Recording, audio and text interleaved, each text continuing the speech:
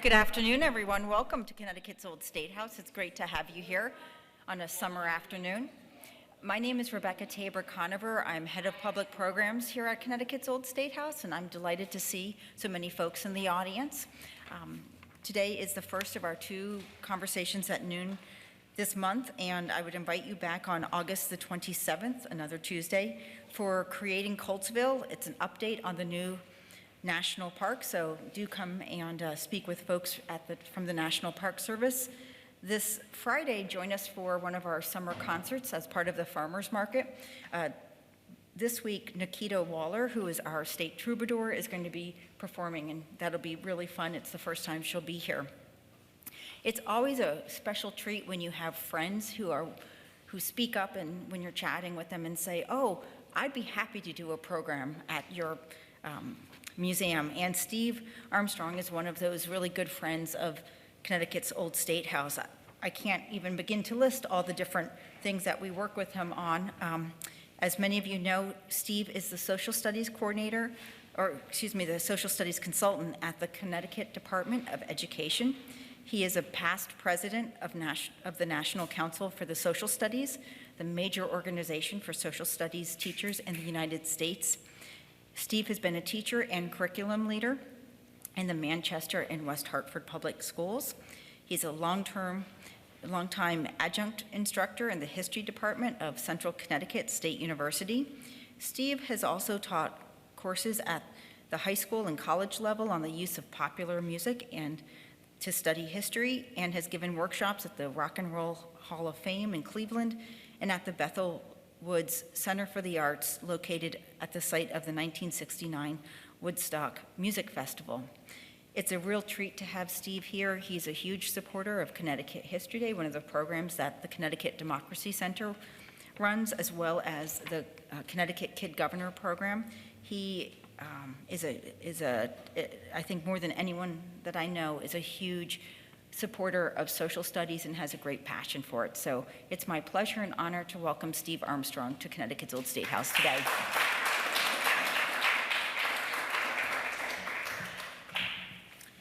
By the way, I don't know how this one's going to turn out, but I did a session a few weeks ago with some people that are roughly my age, and we did a session on Woodstock, and we did they all knew who the bands were, and they knew who I was talking about. Last week, I did a session with some high school students on Woodstock, and I threw out, they didn't know one person that I was talking about. So I'm guessing the audience here is maybe somewhere in the middle. I wouldn't ask you if you've been, by the way, I wouldn't ask you if you were at Woodstock. You probably know this, that if every person was at Woodstock that says they were at Woodstock, there would have been 10 million people there. I mean, everybody, I could tell you I was at Woodstock and I'd give you all these stories. I was not there, but I think that Woodstock is this iconic moment that I'm not sure, and maybe we can do some work to figure this out today. Was Woodstock truly an iconic moment? Or was Woodstock, is this sort of, I read somebody wrote, the celebration of Woodstock is the last, I'll try to get the wording exactly right, is the last gasp of baby boomer nostalgia. How's that for a zinger? But, or maybe in reality, maybe Woodstock is some combination of both. But I think we'll try to explore some of this in a bit today, and there'll be plenty of time at the end for questions and comments and discussion if you want to do that. As Rebecca was gracious enough to mention, I've worked a bit with the Rock and Roll Hall of Fame in Cleveland, Ohio, and I've worked a bit with the Bethel Woods Museum, which is at the site of the original festival, and I've done workshops at those places. By the way, to get ready, I want you guys to know, to get ready for today, I don't know if anybody knew this, Rhino Records, they're a record label. They, 2 weeks ago, which I purchased, put out a 36 CD set of every note of music recorded at Woodstock. over 32 hours. By the way, there was 2 Jimi Hendrix songs that weren't on there because the estate wouldn't release them. And there's one, anybody ever hear of Sha Na Na? There's one Sha Na Na song on there because the tape broke halfway through. But other than that, there was 32 hours of Woodstock.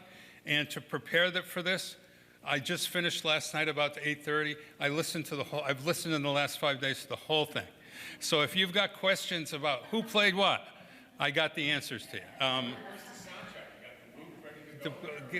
I'll tell you, it's amazing. And I don't know if you know, but at Woodstock, how many people here know a little bit about Woodstock? A little bit, okay.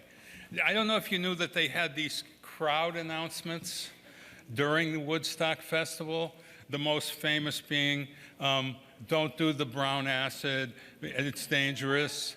But other crowd announcements, it's interesting. There were crowd announcements like June, pick up your diabetes medicine at the information desk. And these type of announcements went through the whole festival. And why I think that's interesting, if you're talking about that Woodstock was some sense of community. Listening now, they had the 36th CD, the final CD after. Anybody know who the last artist that played at Woodstock was? Jimi Hendrix, the last artist that played. The last tape of this 36 CDs. I thought I was done. My God, I'm finally done. And then there's a whole CD of these crowd announcements. And they are fascinating. It's like, Jimmy, please meet us at the information desk. We can't get into the car. You have the keys, you know, and announcements like these. But you know what? If Woodstock was that community, listening to all those crowd announcements, I think that Woodstock helped to create that community, that those announcements helped to create that. You know, we're all in this together. If you got a problem, we can help you out. I think those crowd announcements help with that. As you probably know, there's groups. If anybody here is in any way knowledgeable of 60s music and 70s music, there's groups that you knew and know that played there. I mean, Crosby, Stills, Nash, Hendrix, the Grateful Dead, and groups like this that everybody knows. How many people here are a fan of Quill? Okay. Quill opened the show on, how about the Incredible String Band? How'd you like to be these guys? They're the only group at Woodstock that they weren't called out for an encore. How's that for an honor? You know, everybody else called out for an encore, but the Incredible String Band. So, but there's groups that are known and groups that did nothing for Woodstock whatsoever and did nothing for their careers whatsoever either. So, as you know, in the last couple weeks, my God, every newspaper, every magazine, tons of television stations, everybody's dug up somebody in their town that went to Woodstock and they're being interviewed, right? And there's a celebration. One of our participants is going up to Bethel Woods this week. Who's playing there, by the way? Ringo Starr, Edgar Winter, Let's Wait and See is the first night, Santana and Doobie's the second, John Fogerty, Tedeschi Trucks Band. And Grace Potter. These are shows that are being done at the original site at Bethel Woods in those 3 days. By the way, tomorrow night, what they're doing there is I don't know if anybody knows, there was a 1970 3-hour documentary on the original festival. That's being showed on the field where the event happened on Wednesday night. Tuesday night? Thursday night, with Arlo Guthrie playing after that. It's also being shown in the movies around here, like Brooklyn Hills. It's in one night only, on the 15th. So that's going to be at Brooklyn Hills and then the Woodstock movie. The 15th of what? This Thursday. This Thursday. Right. So, I mean, what is interesting is that there are obviously baby boomers who see this as probably a nostalgic event. But I can assure you that from my looking at social media and other sources, it's not just baby boomers that are interested in Woodstock. that somehow that this myth of Woodstock has attracted many people of all ages. And it's this, by the way, can I just, whoa.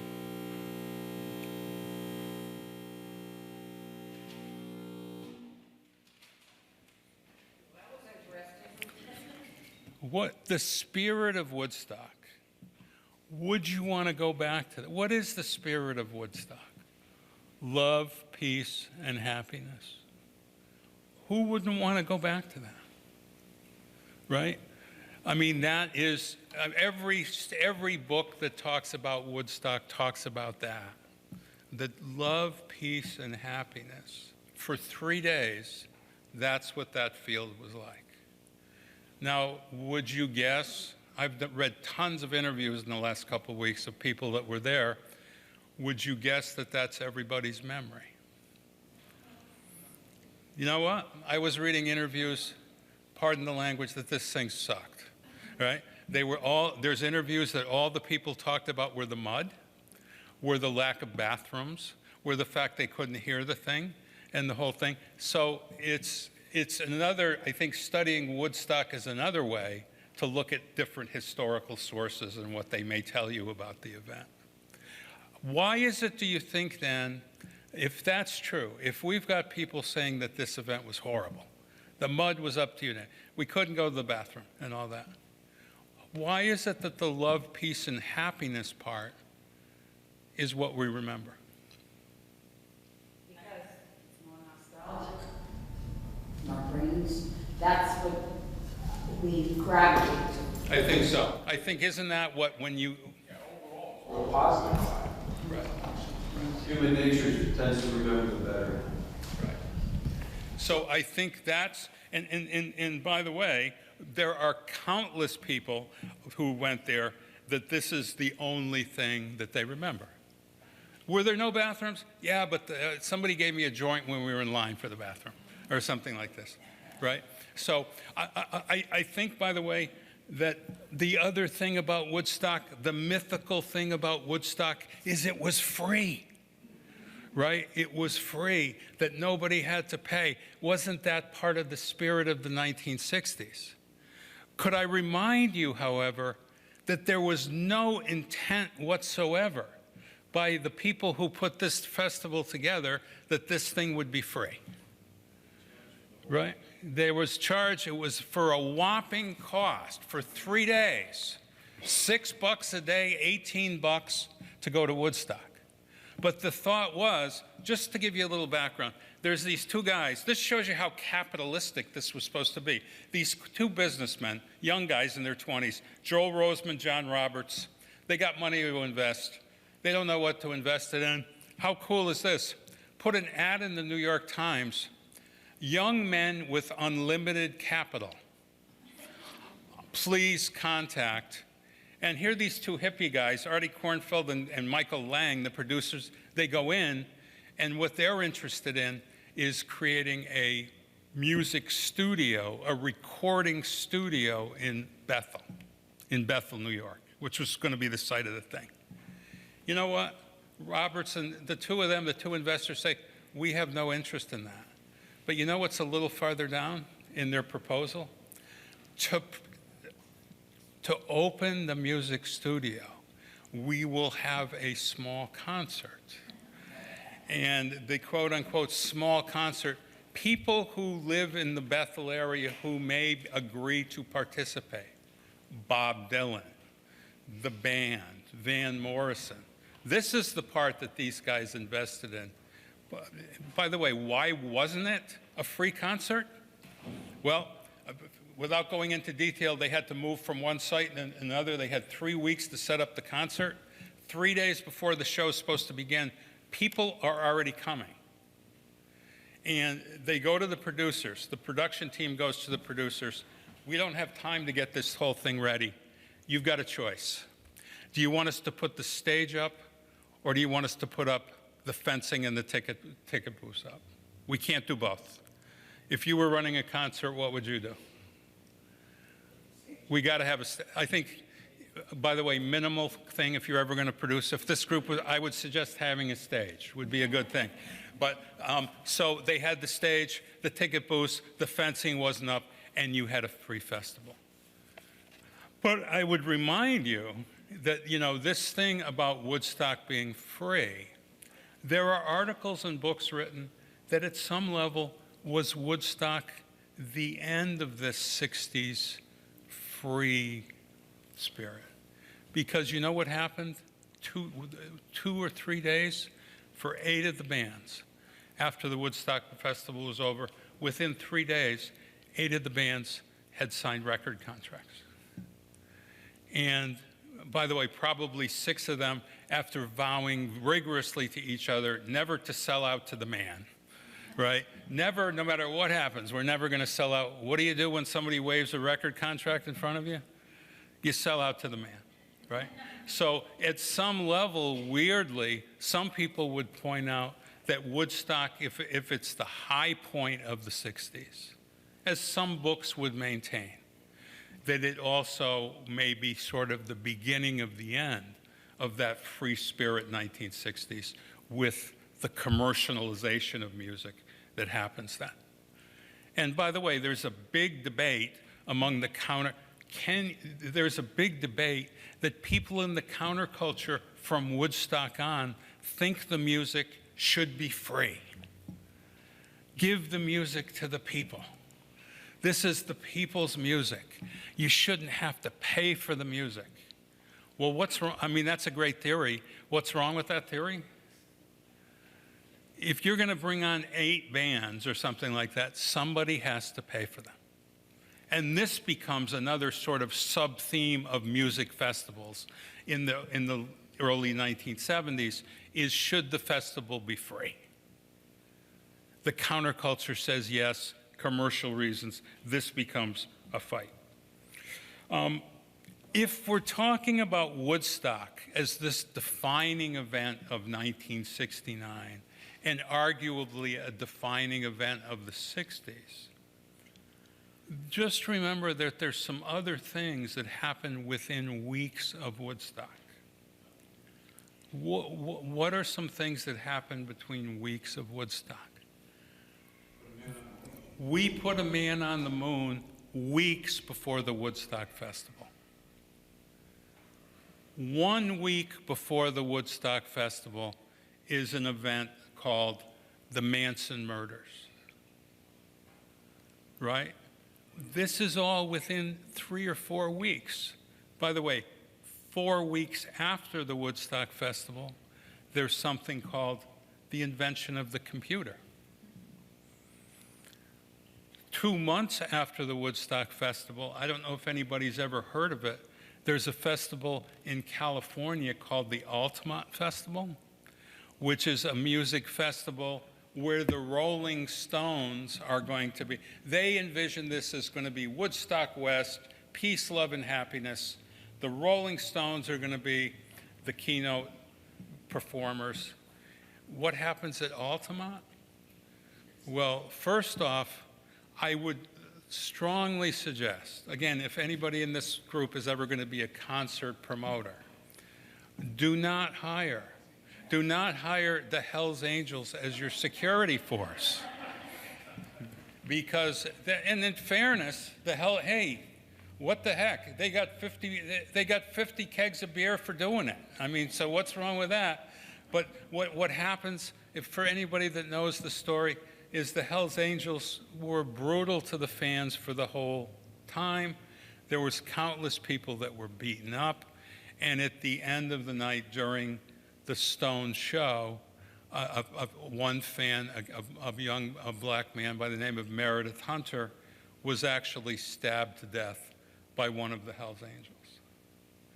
So it's interesting if we're talking about what is indeed the key symbol of 1969. Is it the Woodstock Festival, love, peace, and happiness? Or is the Altamont Festival that matches the Manson murders and other things that also happen in that year? So it was truly a year of sort of divided good things and bad things.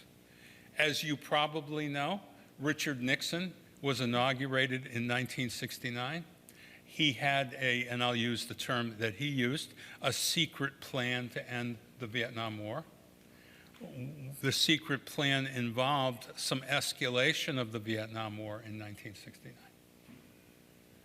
So aren't there these weird countercurrents that are going on in 1969?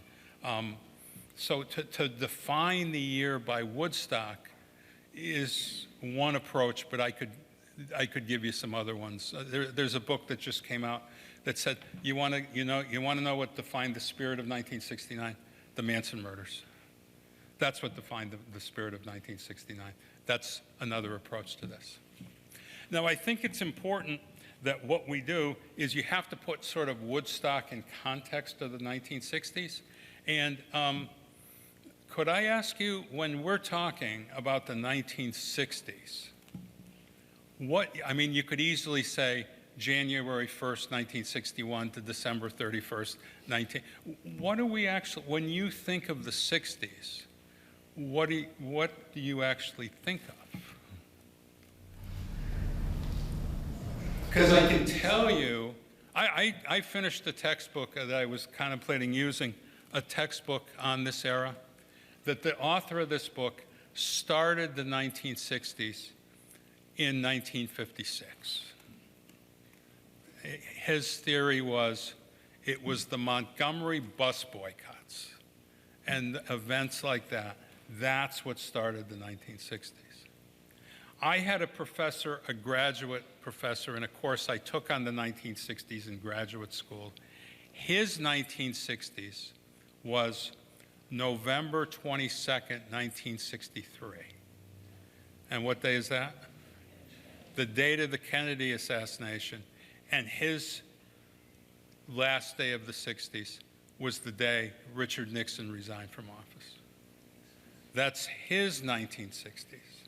So, by the way, if it's at 3 o'clock in the morning and you're watching TV because you have insomnia, and you ever come across the Time Life series of music, they sell these CDs, these CD sets, and the Woodstock collection. I wasn't up at 2, it was only 1:30 I saw this. It was after I finished the 18th CD of that set. They were advertising music of the Woodstock era. And their identification was, there wasn't a song in that was before 1965. Their quote-unquote Woodstock era was 66, and then they ran to songs like 73 or 74. So I guess the thing is, does the 60s is an interest, that whole discussion, what was the 60s, to me is perhaps an interesting one. We would all agree, I think, that the early 1960s is a very different America than 1969. You know, simplistically, in the early 1960s, you have the seeming optimism of a new, younger president, John Kennedy. And what's John Kennedy's quote? Ask not what your country can do for you, ask what you can do for your country. There is a sense, largely a sense, in both the civil rights movement and the student movement, that by peaceful protest, that we can enact change in the United States, right? That if we have, when it comes to the Vietnam War, that we can end the war. But if we just go to one more Vietnam War march, we can end the war. It was by the civil rights movement. What did Martin Luther King say? He would say, by nonviolent action, we can achieve civil rights for America. And by and large, these were the moods of those movements in the early to mid 1960s. And by the way, if you want to use music to do this, that you might say that this early part of the 60s is a, I don't know if more innocent time is the right word, but music of the early 60s. Anyone know the girl group sounds? There's these girl groups. How about the Beach Boys? Fun, fun, fun. The Mamas and the Papas. And don't forget, there'd been a couple guys that had come over by plane from a place called Liverpool, and these guys had kind of long hair. And what was the music when they came here? They were singing. I mean, I love the Beatles, but I'm not sure that She Loves You, Please Please Me, I Want to Hold Your Hand, that there's deep social, well, there is significance, but I don't think it requires deep sociological analysis to get at the meaning of those songs. Isn't this a very interesting time?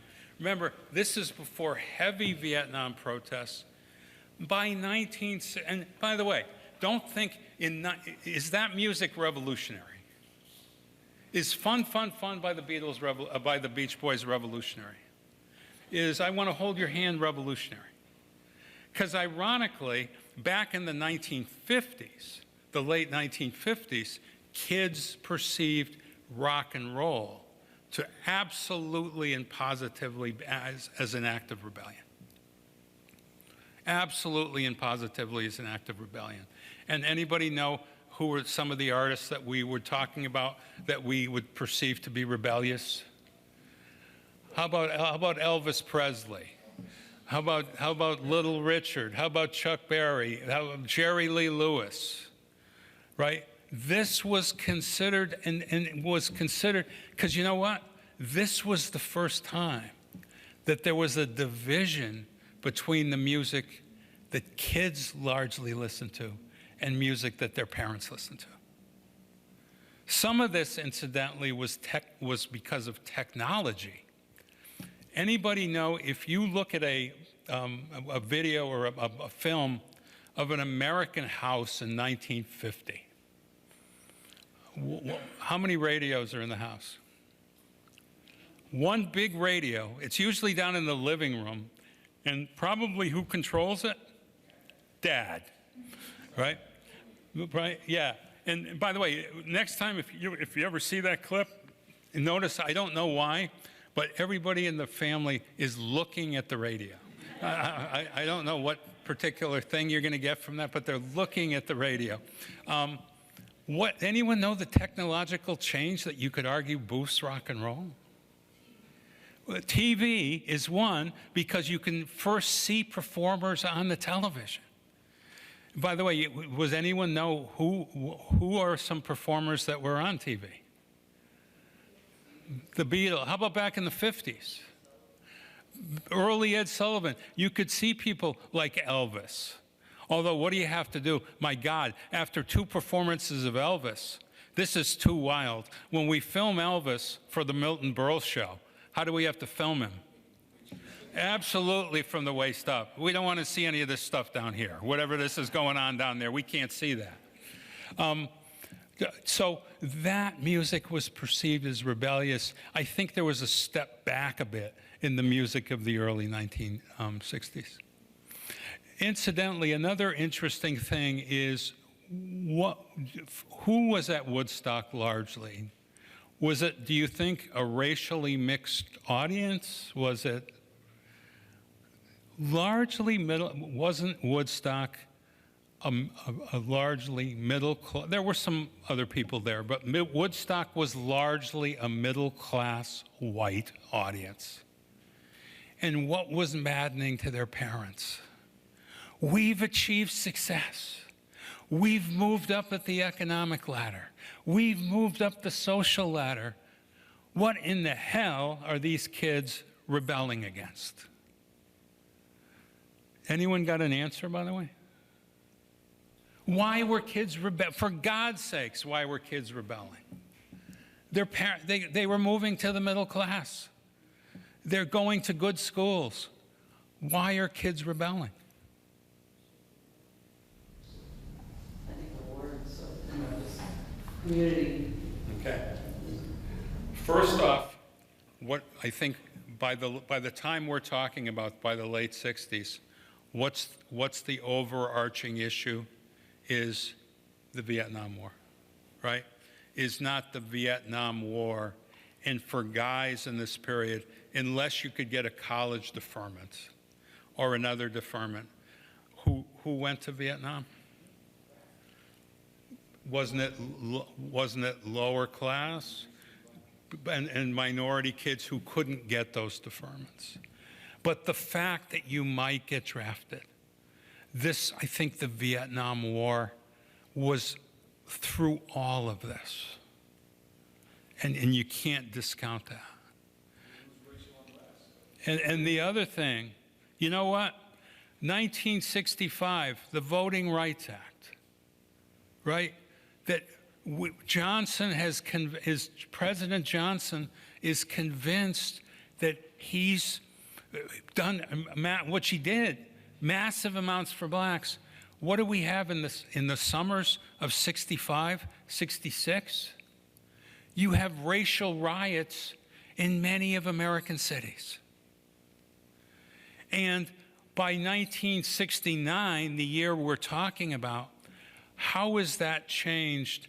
How is the Martin Luther King, to many blacks, not all, how is that Martin Luther King message of peaceful nonviolence, for some blacks, how has that changed? Well, don't you have the desire for quote unquote black power in many black people's eyes? That, you know what, we need voting is one thing. Don't we need economic power? Don't we want to have power in the hands of black people, not white people helping us? Don't we want to have power for ourselves? And for some groups, a la the Black Panthers, and Stokely Carmichael and others, can't that take a more violent turn? And it does. I mean, my God, in 1969, there's a unrest. How's Cornell University? Not a bad place? At Cornell University, the Black Graduate Student Association seizes the administration building with all of them with loaded rifles in their possession. Is that a ways away from Martin Luther King? Let's do it by nonviolent action. How about the student movement? How's that student unrest? How's ending the Vietnam War by going to another march? How's that working out? Well, you know what? You can do that 1966, 67, 68, 69. The Vietnam War is not changing. And you have things like the Chicago Convention of 68, where protesters are beaten up by police. And then in 1960, so by the way, this is a very standard thing in many revolutions, is SDS, Students for Democratic Society, which had been sort of the architect of this student rebellion, of the student protest all through the 60s, starting 1963, something called the Port Huron Statement. By the end of the decade, they have a convention in 1969. The group splits into half. And you know the dominant half? The Weathermen. Anyone know where they got that title, by the way? Subterranean Homesick Blues, Bob Dylan. You don't need a weatherman to know which way the wind blows, is where that title comes from. You know what they announced their approach is? Peaceful protest is not going to end the Vietnam War. Peaceful protest is not going to end the inequality in society. Where do we have to go? We have to go to violence. And that faction of SDS starts bombings and things that last into the 1970s. So with that backdrop, the question might be asked, why do people go to Woodstock? Can I ask anybody that? With that backdrop, now, first off, let's say one thing first. There's the birth of what we call the counterculture in this era, which in a loosely used term could be called hippies, right? And these would be people, how do you know, if you were walking down the street, how would you know a hippie? Long hair. Long hair, beads, there you go. What might, let me just run with this stereotype, or I'm going to keep running with this. What would a hippie do in his or her spare time? There you go. Smoke pot, or something perhaps a little more. During this era, as you know, LSD became a drug of choice for many in this community. Hash. Hey, here we are. We're rolling. You're right. So these guys, this counterculture, you realize to them what's a crucial thing to them is also the music. Doesn't the music of this period of time, doesn't it match the social changes? By the way, you can see this in a group even like the Beatles. How different are the Beatles? If anybody's a Beatles fan, what's changed from the instead of the Beatles singing in 1964, "Love Me Do" or "She Loves You"? What are the Beatles singing in 1968? They're singing Revolution, right? They're singing intricately more important songs. Revolution, that was the song that led to Manson. White Album. Right. When the Beatles come out with the White Album, Manson is convinced that this is an album that portends of racial riots in the United States. There's a particular song on the White Album called "Helter Skelter" that Manson is convinced that was a direct call for racial rebellion in the United States. I don't know if I don't know why I know this detail, but on one of the houses where the Manson women went in and killed people, they wrote on the wall in somebody's blood, I think it was Sharon Tate's blood, they actually wrote on the wall of the house, "Helter Skelter."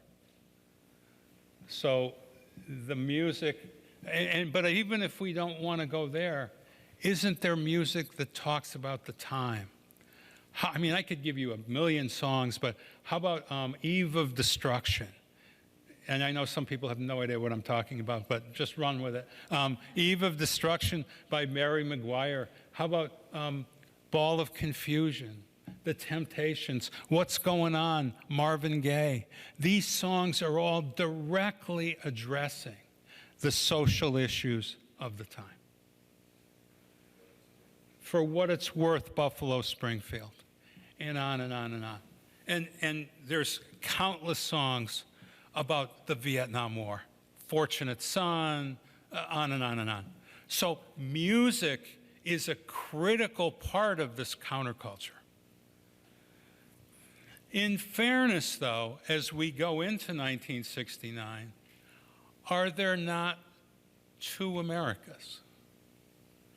Because part of Richard Nixon's appeal in the 1968 presidential election doesn't Nixon appeal to what he calls the silent majority?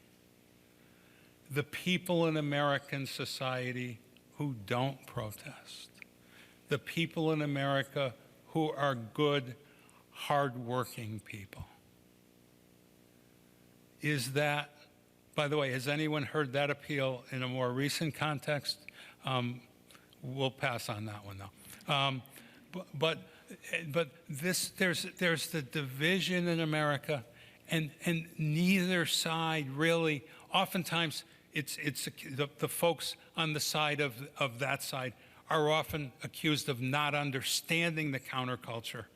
I would argue to you that it goes both ways there. That the people, the counterculture, does not understand those guys either.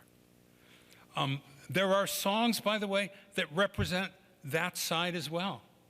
I don't know if anybody's ever heard. There's a country guy, Merle Haggard, has a hit song, Okie from Muskogee. We don't take our trips on marijuana, da-da-da-da-da. It's anti-counterculture.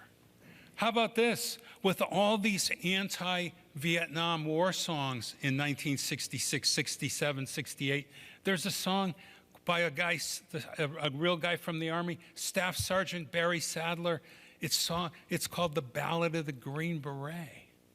And it glorifies the Vietnam War. So can you see that there's really two societies in America at this time? And the counterculture. Now, the question, by the way, also during this period of time, you know what some folks in the counterculture are doing? They're so turned off to quote-unquote mainstream society. There's only one thing to do. If mainstream society is so hideous, what's your only option? You gotta leave it. And so it's in 1968, 1969, 1970 that we have the beginning of people moving to communes and moving to Vermont. And the 16 of us will live in a commune together. And everything you own, everything I own, it'll be all shared things.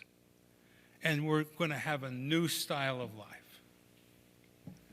How do those communes work out? Well, to be honest with you, some of them still exist to this day. Some communes that started in 1968, 50 years later, still exist. On the other hand, when we all go up to our commune in Vermont, it's only when we get there do we realize none of us has any knowledge of how to farm the land, right? And then what do we do 2 days later when one of us gets, pardon me, but one of us gets dysentery? Some of these communes last 4 days. But it's an attempt by these people during this era to sort of escape from society. Now, can I ask you guys this question? From personal knowledge, from memory, from reading, this group I call the counterculture. Or let me ask this. Were the people who were doing anti-war protesting and were hippies smoking dope, were these the same people or were they different people? Depends on what you ask. It was varying degrees all the way through. It really, Don?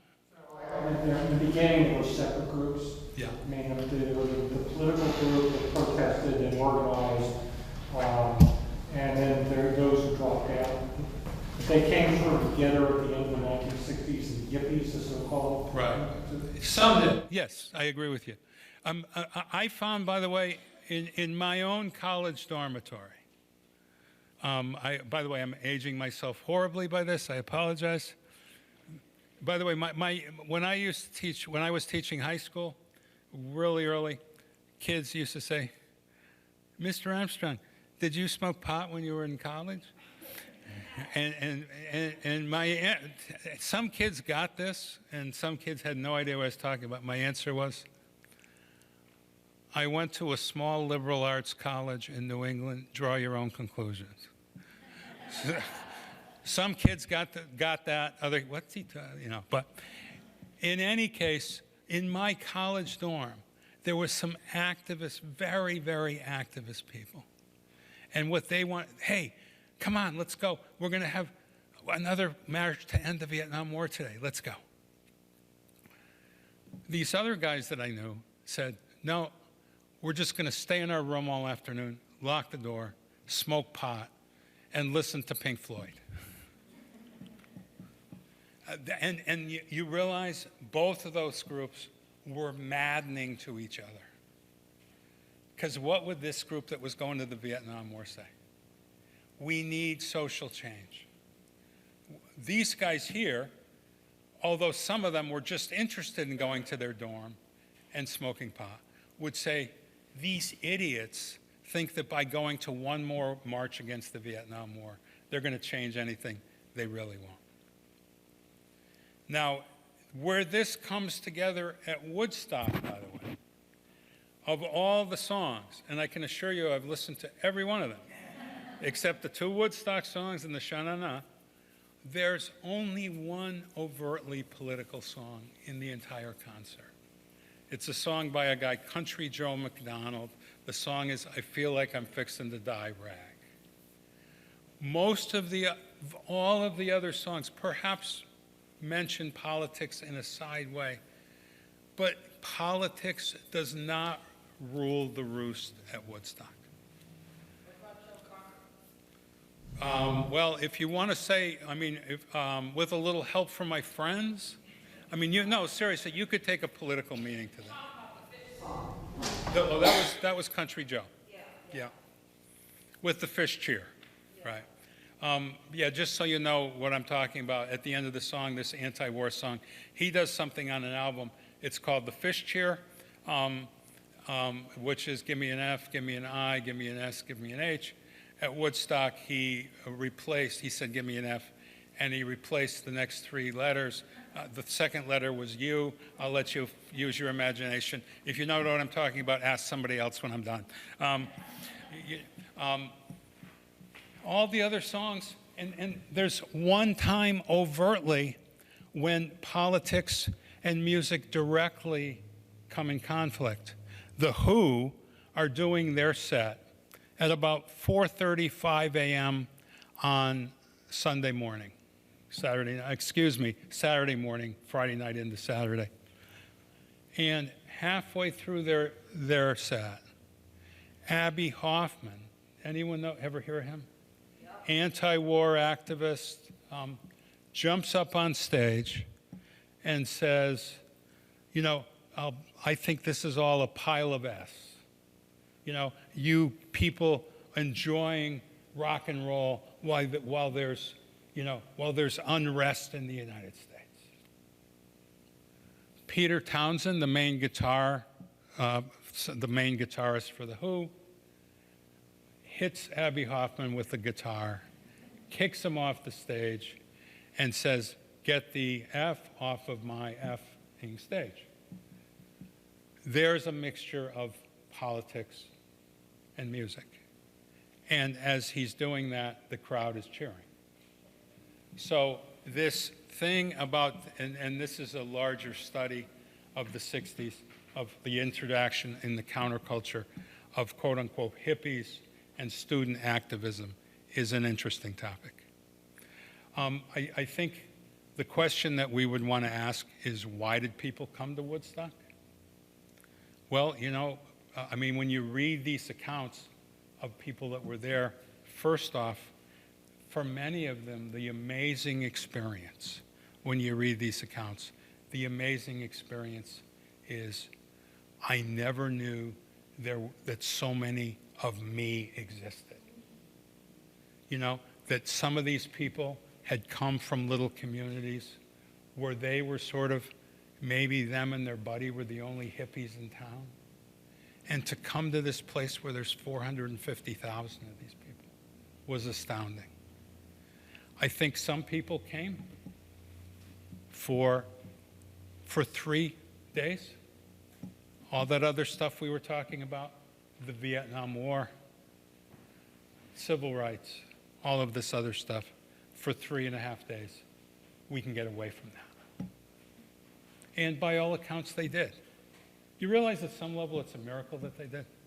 Isn't it a miracle that you can get 450,000 people together and that literally very little goes wrong?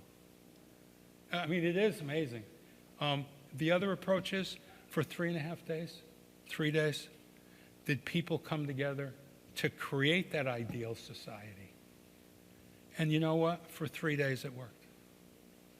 Now I can tell you by these interviews I've read of people that were there, many of them, the values that they claim they got from Woodstock, they've maintained their whole lives. You know, that many of them say they were socially conscious, and came from the Woodstock experience. I mean, there's other people. I don't know if you know Jerry Rubin, who was a big anti-war protester by the 1980s. Jerry Rubin is a Wall Street broker. How does that happen? You know, but I think what people got out of Woodstock is for that 3 days, we can create a society that's above all of this, that's better for all of this. And you know what? I think that people who are still interested in this and are still go to Woodstock stuff and still listen to Woodstock stuff, don't they also, to use the Joni Mitchell term from the song Woodstock, don't they still want to go back to the garden? And going back to the garden might be going to a Grateful Dead show, listening to a Fish show, and going back to Woodstock reunions in 2019. And I'm not sure going back to the garden is a bad thing. Thanks.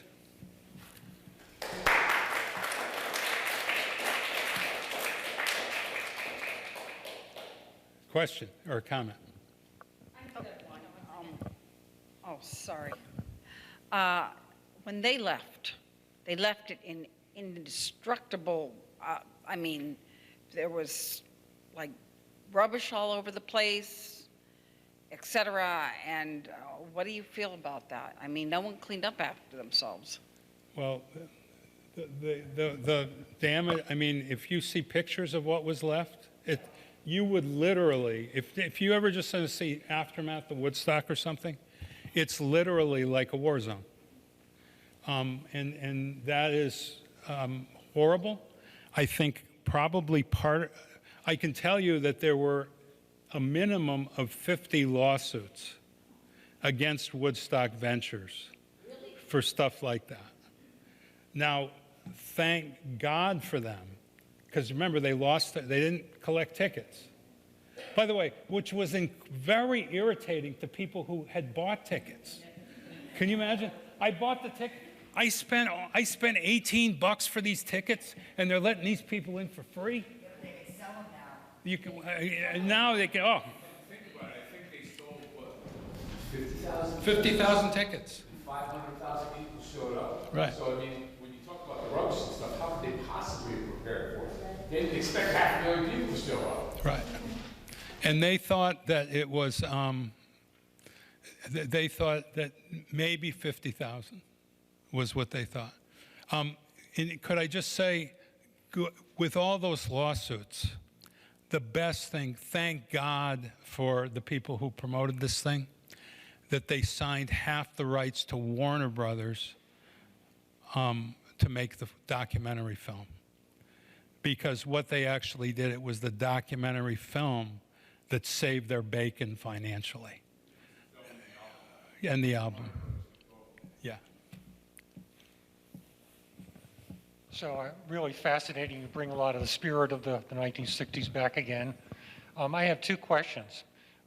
You indicated that many people who attended Woodstock came from the white middle class.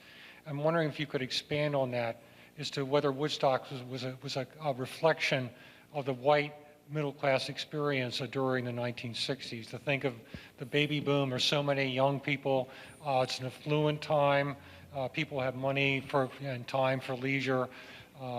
So, I mean, to what extent is this largely a reflection of the white middle class? Mm-hmm. The other thing you haven't mentioned at all is the media portrayal of this. To what extent is the image of Woodstock and our recollection of it something that's been shaped by the media? Oh, absolutely. And I think, well, present-day media, 50 years later, isn't the cool media thing to push is love, peace, and happiness, right? I think at the time you realize the media approach was horrendous. New York Times, I think it was the New York Daily News, hippies mired in sea of mud or something like this. And by the way, Nelson Rockefeller, who was the governor of New York at the time, he was actually going to go in and send the National Guard in to clean the thing out. Now, Michael Lang, one of the producers, begged him not to do that.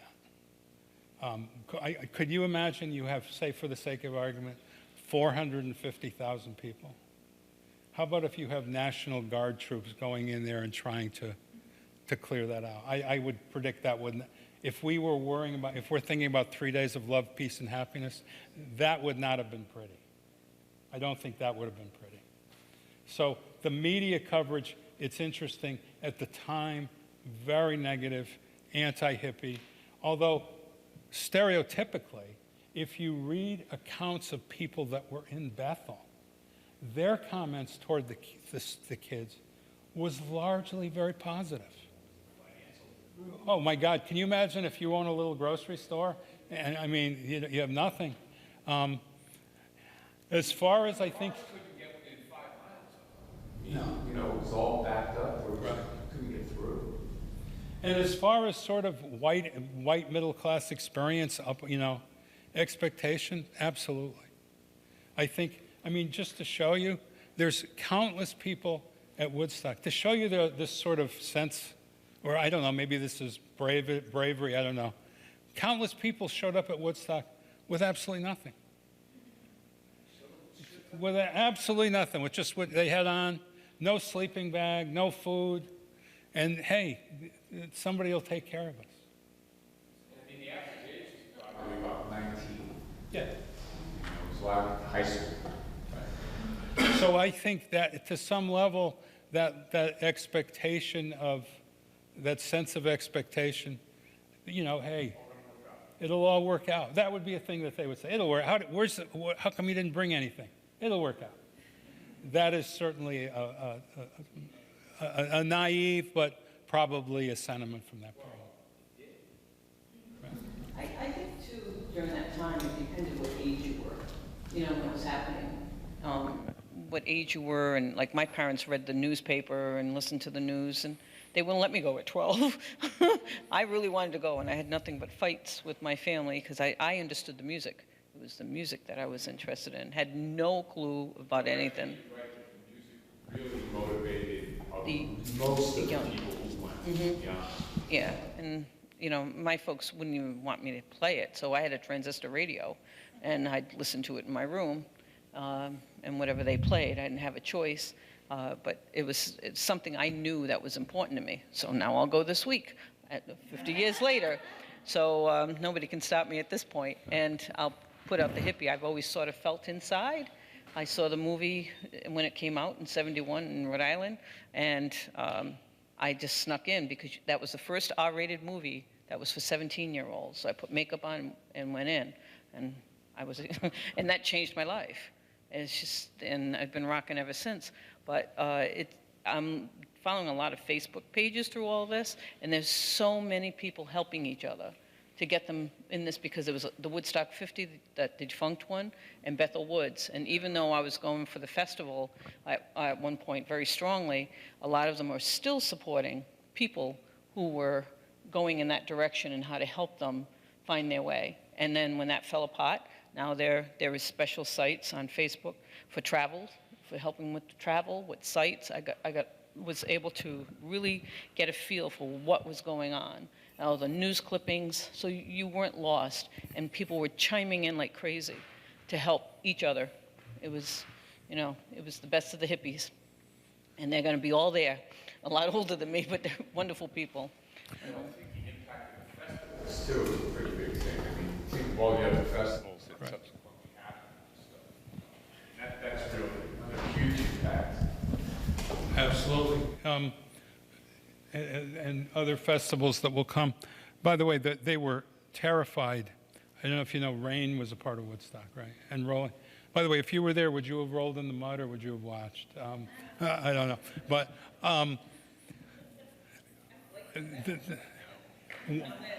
what they were terrified of, seriously, on Sunday there was a massive rainstorm, and all the electrical wires which had been dug underground, those things that were holding the electrical wires were coming up to the top. What do we do? if 450,000 people are electrocuted. That was an actual fear of I mean, that would be,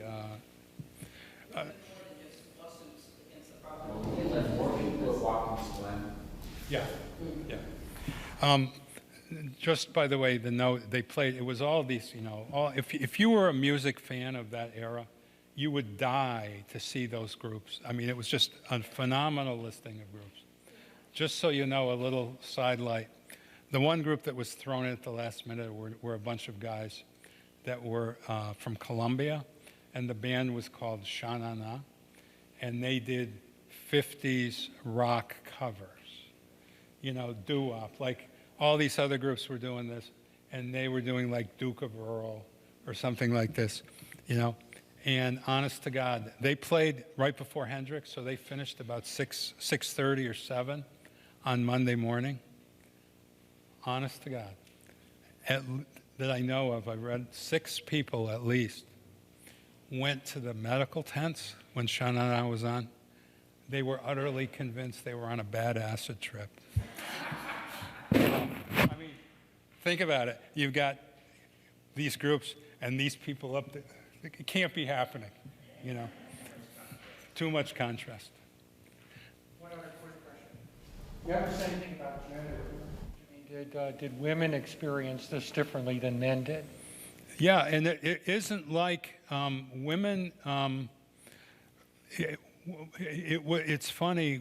Women did not. If anybody knows any of the later festivals, like especially the 1999 festivals, women at that festivals in the mosh pits were groped at best, raped at worst, and many music festivals have this problem. Woodstock '69 largely did not, although there were women in '69. If you just look at random crowd scenes, you oftentimes see women with like no shirts on. And if you know that there was swimming, there was bathing in the lake, and you see women with nothing on bathing there. So I think women in this felt the sense of freedom, of sexual freedom, but didn't feel, at least in the interviews I've read, didn't feel the threats that probably women felt at later festivals.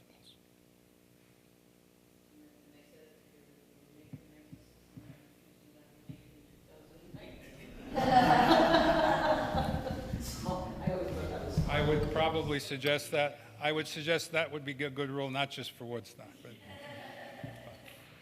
But can I just say, so this weekend you'll hear, and the other interesting thing, and then I'll shut up, is the other thing, when you study history, this is fascinating, because in some of these interviews that I read, how is this possible? People said, I left on such and such a day. One of my favorite acts was so-and-so. They never saw that act. There's 4 or 5 interviews of that they say, oh, I love Crosby, Stills, and Nash. They weren't there when Crosby, by their accounts. How does that happen? Well, isn't that an interesting commentary, perhaps, on eyewitness interviews and what they saw? And my take is, if you weren't there, but you thought you liked Crosby, Stills, and Nash, go for it. Great band. Thank you very much. I appreciate it.